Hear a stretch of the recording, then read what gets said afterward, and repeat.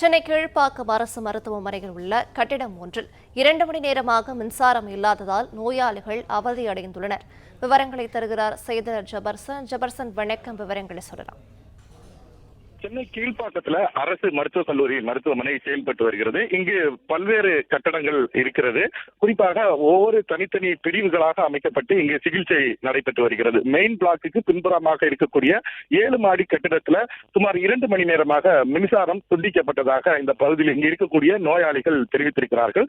ஒட்டுமொத்தமாக இருக்கிற அந்த 7 தளத்திலையும் நார்மல் வார்டு என்று சொல்லக்கூடிய வார்டுகள் இங்கு அமைக்கப்பட்டிருக்கிறது. பெண்களுக்கு, ஆண்களுக்கு என பிரத்யேகமான வார்டுகள் இங்கு இருப்பதாக சொல்கிறார்கள்.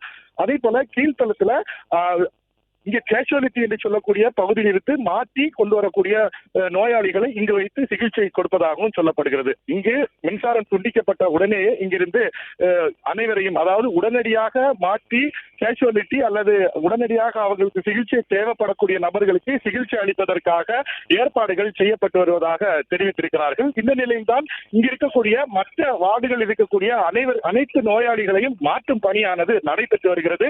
இங்கு சுமார் நூற்றுக்கணக்கான நோயாளிகள் உள்நோயாளிகளாக அனுமதிக்கப்பட்டு அவர்கள் சிகிச்சை பெற்று வந்த நிலையில்தான் திடீரென்று மின்சாரம் துண்டிக்கப்பட்டிருப்பது அவர்களுக்கு அதிர்ச்சியை ஏற்படுத்தி இருக்கிறது.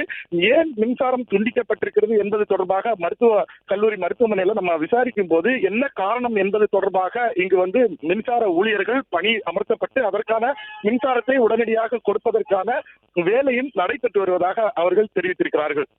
நூற்றுக்கணக்கான நோயாளிகள் இருக்கக்கூடிய இந்த மருத்துவக் கல்லூரி மருத்துவமனையில் திடீரென்று மின்சாரம் தடைப்பட்டிருப்பது இங்க இருக்கக்கூடிய நோயாளிகளை அதிர்ச்சி அடைய வைத்திருந்தாலும் அடுத்த கட்டமாக எந்த பாதிப்பும் இல்லாமல் நோயாளிகள் இங்கிருந்து மாற்று ஏற்பாடு மூலமாக பக்கத்தில் இருக்கக்கூடிய வார்டுகள்ல எங்கெங்கு வேக்கண்ட் இருக்கிறதோ அங்கங்கு அவர்களுக்கு சிகிச்சை அளிப்பதற்கான முயற்சிகளை மேற்கொண்டு வருவதாக மருத்துவக் கல்லூரி நிர்வாகம் மூலம் நமக்கு தகவல் கிடைத்திருக்கிறது. மின்சாரம் உடனடியாக வழங்குவதற்கான பணிகளையும் முடுக்கிவிடப்பட்டிருப்பதாக தெரிவித்திருக்கிறார்கள்.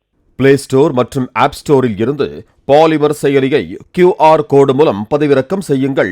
செய்திகளை உடனுக்குடன் பெறுங்கள்.